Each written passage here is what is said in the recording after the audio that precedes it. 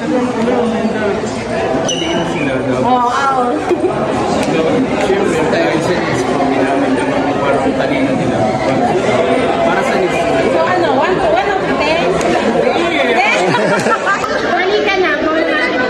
Okay, rate Bad Genius 1 out of 10. 9. Hindi ko na